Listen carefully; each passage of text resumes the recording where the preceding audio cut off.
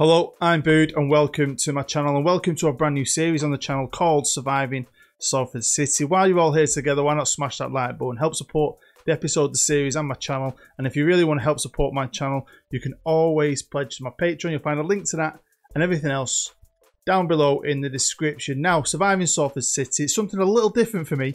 It's going to be me playing Football Manager out of my comfort zone, and it's an idea that came from a friend of mine called Joe Page. Because I'm a Manchester United fan and Salford are owned by former Manchester United players, the class of '92, he thought it'd be a cool idea if they took over every aspect of the club, and I came in and was just the manager. So transfers, everything like that, staff, recruitment, all gets taken out of my hands, which is quite hard to get my head around because that's not how I play Football Manager. I love signing players, I love scouting, I love rebuilding my staff.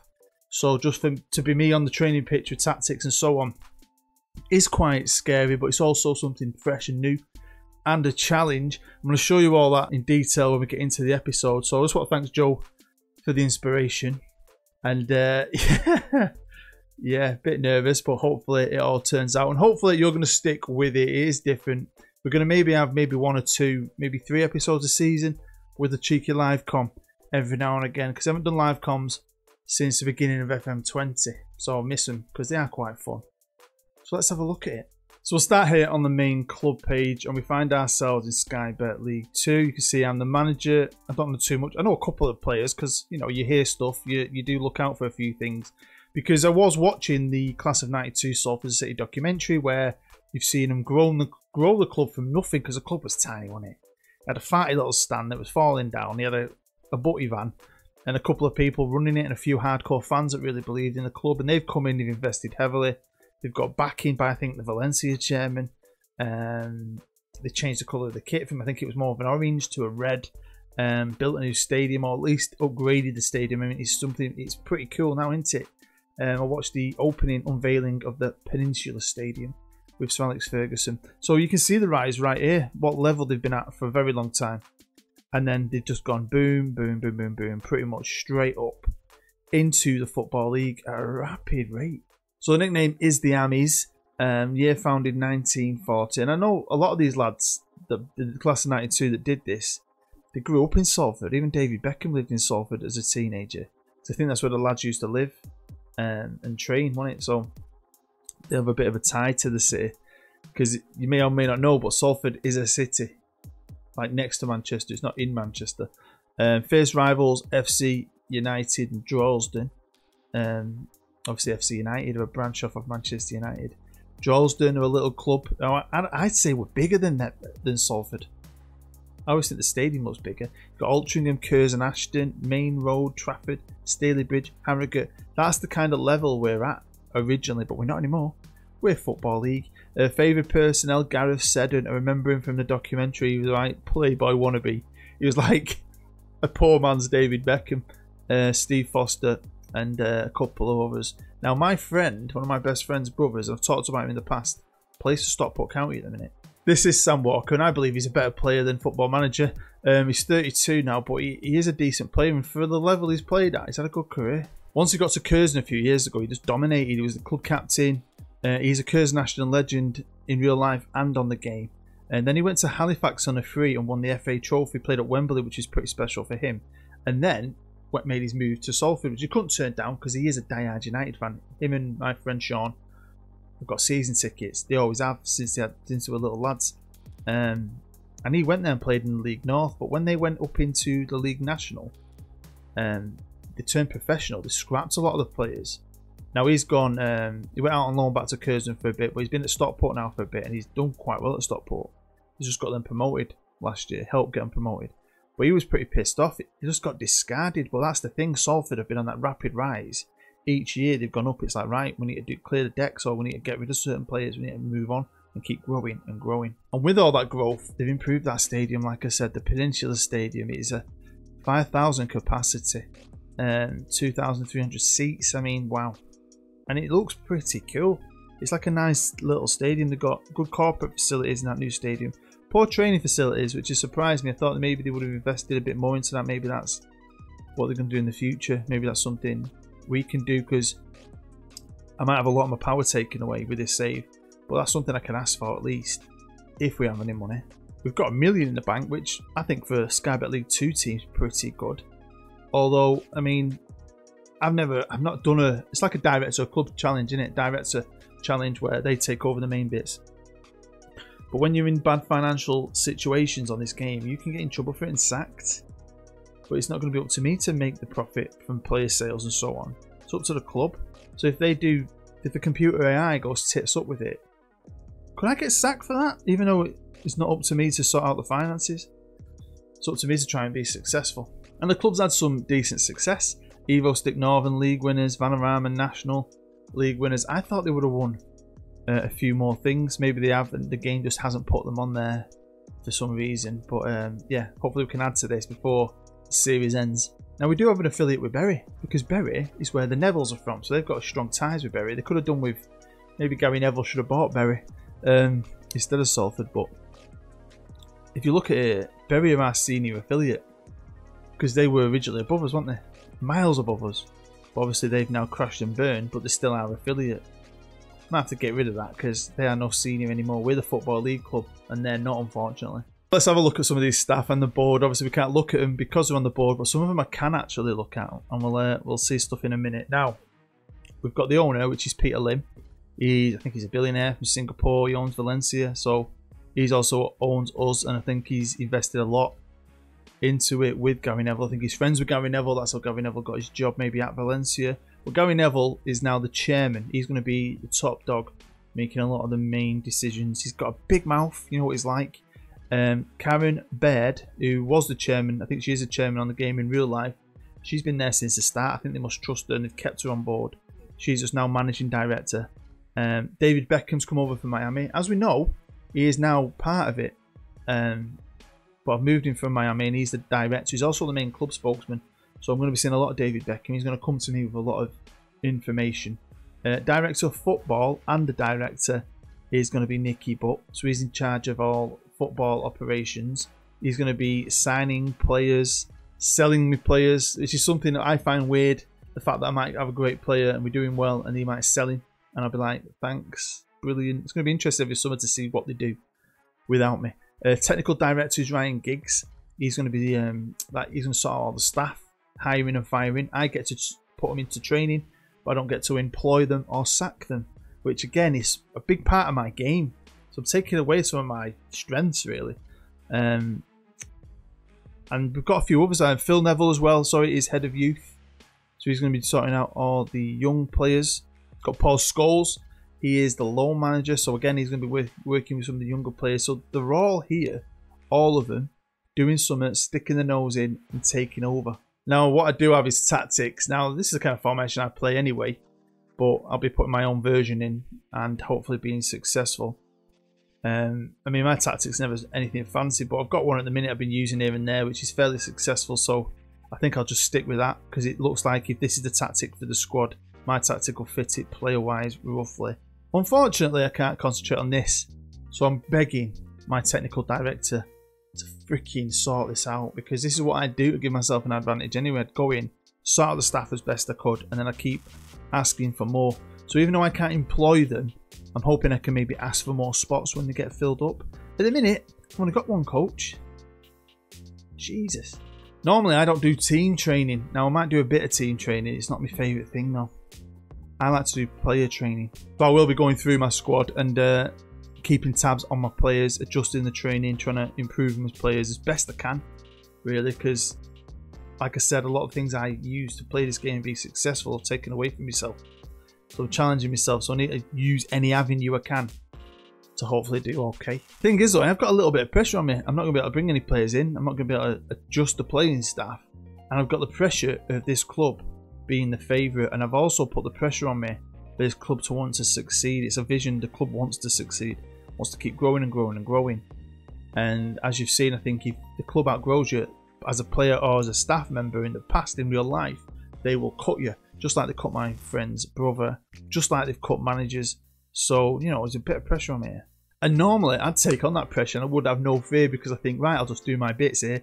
I'll play the game as I always play, especially my rebuilds and my journeyman. I'll come in, I'll do this, I'll do that, and we'll do okay. so different. This was so different. But I had a good feeling because of the players I've got. We should do okay, hopefully. This is the squad. You can see some of the star ratings. I'm not going to go through all of it, but we are going to have a look at some of my key players. Let's start off with Rooney. Unfortunately, it's not Wayne Rooney. Maybe we can get him at some point. That'd be quite cool. We've got Adam Rooney, who is still a very good player, and there's a bit of controversy on it because he left Aberdeen, where he had a good goal scoring record, a good level, good club, probably Scotland's third biggest team, maybe. To come all the way down to non-league last year. Now, he's not one of my highest star players, but it's Darren Gibson, who's got no physicals at all. Obviously, ex-Manchester United lad who played for Everton, didn't he? Sunderland, Wigan, and now he's here at Salford. So I'd be interested to see if he can do okay at this level. Defensively, we've got a lad called Ashley Eastham, who is 28 years old, comes from Fleetwood, played for Rochdale. Great star rating. I think he looks brilliant. For this level, I think he looks well good. I think one of my weaker areas is goalkeeper, and this is my best goalkeeper. It's Chris Neal. He's 33, again, come from Fleetwood, played for Bury in the past as well. So hopefully Nicky Butt gets his fingers out and gets me a better goalie. One player I like the look of is Michael O'Connor, 31-year-old from Northern Ireland, played for Lincoln, Notts County in the past. Decent star rating, decent ability in the middle, and I've got some decent players here. The computer has its AI algorithms, and it looks at each squad at the start of the season, and gives you your bookies odds. You can make improvements to your squad and up your bookies odds before the start of the season. So to be favourites, surely I should do okay this year. Now what do the board want me to do? Well, promotion. They want that pressure is on me. They want to go straight up. FA Cup gets to the third round, which is possible. Carabao Cup second round. I'm starting off against Stoke, and we're in the leasing.com at this level, which is good, I think. Maybe I can pick up some silverware there. So obviously this is the start of 2019, the beginning of FM20 when it was released. These are the updated transfers from there, and they made a ton of changes again. So they made a lot of changes the previous season, like I said, when they got rid of my friend's brother and were in the national. And then this year again, they've done it again. They've got rid of tons of players and brought in lots and lots of players. Now we're at the start of the season. We'll look at pre-season in a sec, but Nicky Butt's been busy. He's brought in one player. I didn't expect this transfer window to be too busy because of all the deals we've already done.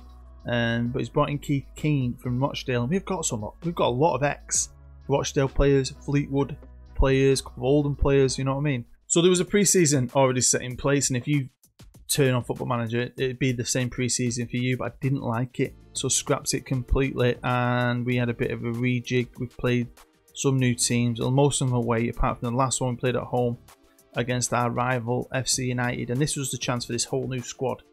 Even though they're not the players I've brought in, I've had no say in my players now, and I've just got to work with them. I feel like an NFL coach. I'm a big NFL fan.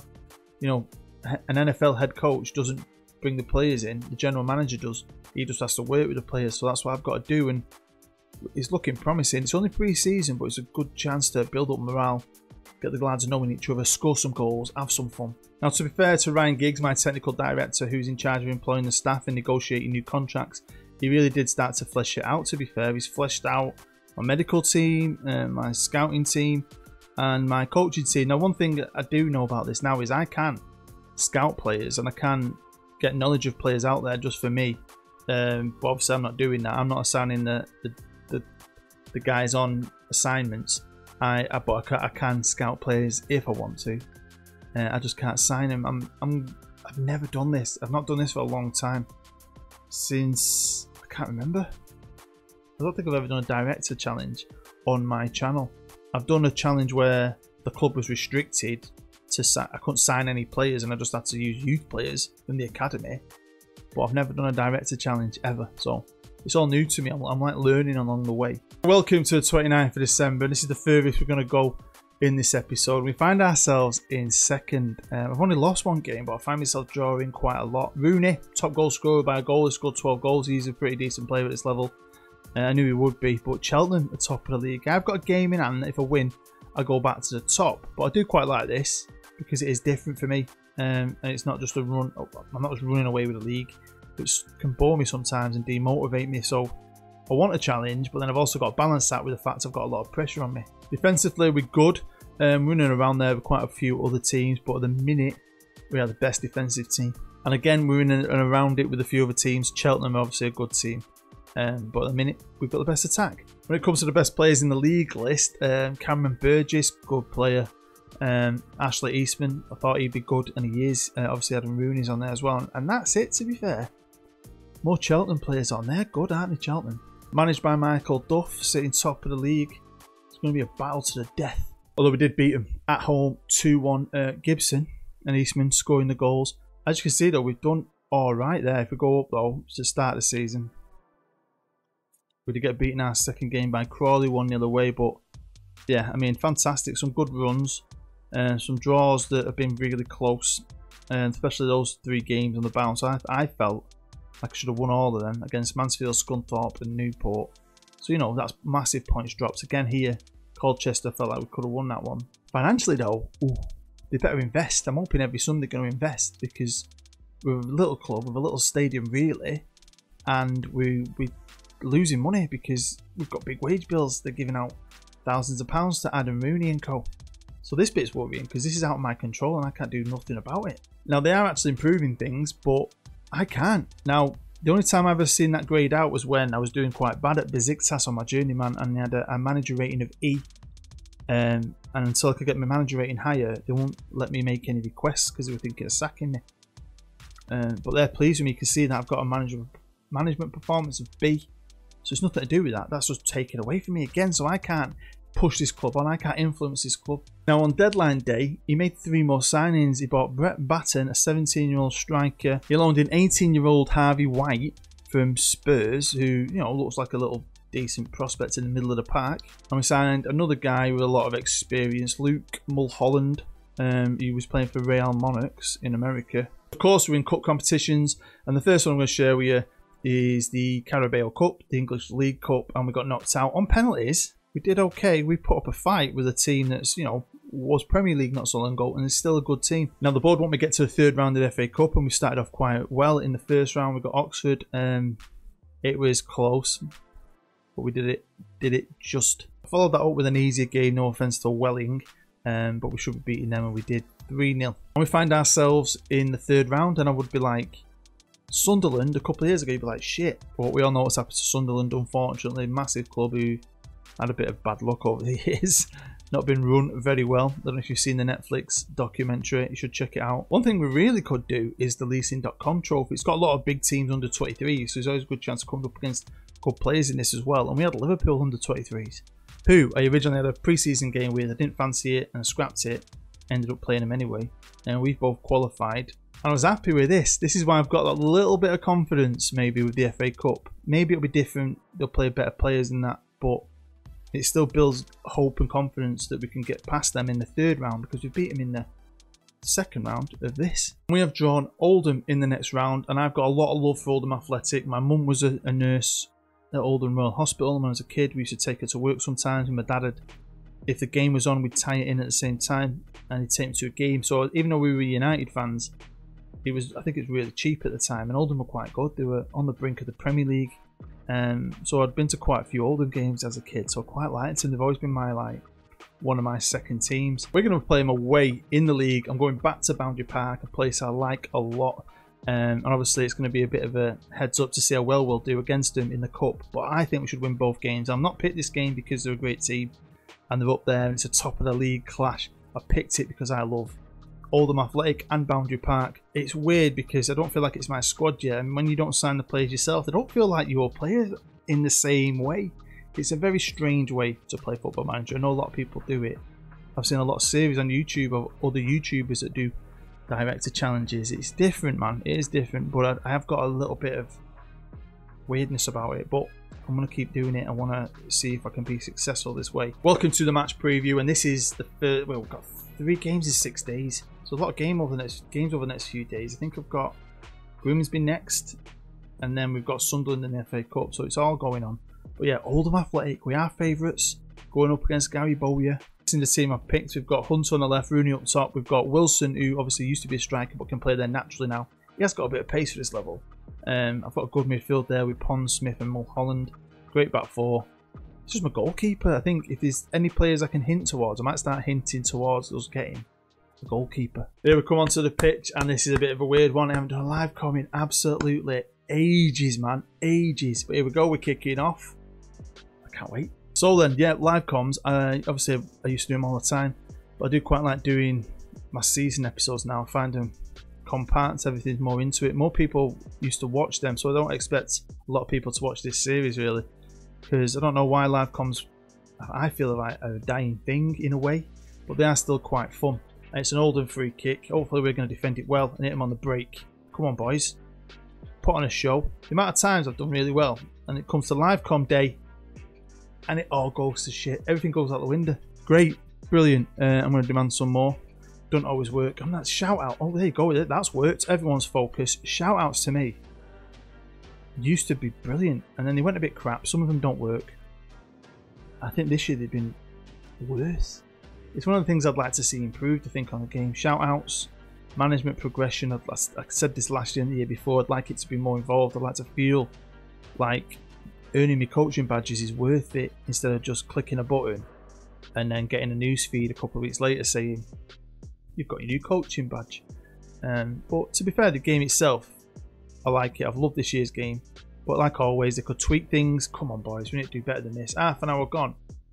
It's been a bit poo from us, really, hasn't it? Even though statistically I think we're dominating. Right, come on. Come on. Nod it on. Oh, good tackle from Mulholland. He's alright. Good, tough midfielder. Passes back to Smith. Back to Mulholland. He's trying to have a shot there, wasn't he? Smith has recovered it. Mulholland knows he's threading it through. Can we get it to Rooney? Rooney or Wilson we need. So there we go. We're getting beat off Oldham Athletic at the bottom of the league in my first live com in absolutely ages. Brilliant stuff. Brilliant. Okay, we're kicking off the second half. I've brought on Andrade, Portuguese. Bruno. He's pretty good, to be fair. He's got some speed. Not a bad player. Can play on both wings. Because Hunter had a knock, but nothing's happening again. This is annoying me. Well, I've given the lads some encouragement, motivated quite a few. We've got Tanner frustrated.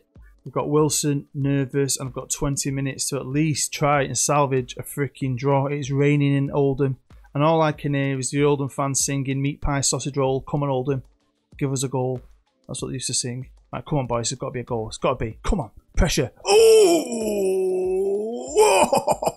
Mulholland with a thunder freaking bolt. Now, I'll be honest with you, I haven't got much on the bench really at this moment. I don't want to change Rooney. He's too dangerous. Oh, we've got another corner here. Come on. Let's just do this. Double whammy. Come on, Salford. I've got another winger, but he's a left winger and he's not very good. Got a centre half. Yeah, it's a bit...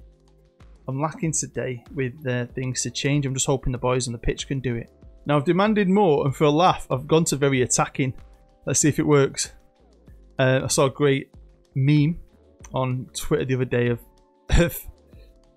it said switching to very attacking and hoping you're going to score or something like that, and it's basically a guy with scissors trying to cut water coming out of a tap. Basically pointless. It never works, does it? Right, here we go. Last chance saloon here. Wilson on the right hand side, pass inside to Pond, who long balls it, trying to find Rooney, but I could do with Rooney in the box, to be fair. Here's Mulholland, the goal scorer. Oh, for frig's sake. Come on, boys. We're keeping this ball. We're putting on this pressure. Oh, vision pass. Mulholland, eh? He's brilliant. Right, this is going to be it. Can we get in? Can we get anything on it? No. Referee's going to blow in any second. Any second, referee. There you go. Full time here at Boundary Park. It's finished 1-1. We absolutely battered him, in my opinion. We saved it till the end. That's annoying. I might get him back in for extra training. Now, don't get me wrong. We've not been beaten now for 21 matches in a row, which is pretty cool, pretty impressive. But that game was an example of what we like this year, and I think maybe I need to look at some things tactically because we're drawing too many. Luckily for us, Cheltenham drew 2-2 away at Northampton, which is good. We're still 3 points clear of Bradford in third, and we still have a game in hand that if we win, we go top. So it's not all ruined just yet. So there we go, that is the end of episode 1. Hopefully you enjoyed it enough to not only smash that like button, but stick with the series and come back for the next one. I really do appreciate you taking the time out of your busy day to watch it. Like I said, I don't know how long it's going to go. We'll just have some fun with it and see how well it does, but thank you for taking the time to watch it. I really do appreciate it. I hope in these troubling times with the coronavirus that you and all your family are safe and well. I really do. So for me and my family, we wish you all the best, and hopefully I'll see you in the future on all my content. You're a legend. I love you. I'll see you next time. I'm Bood. Bye-bye.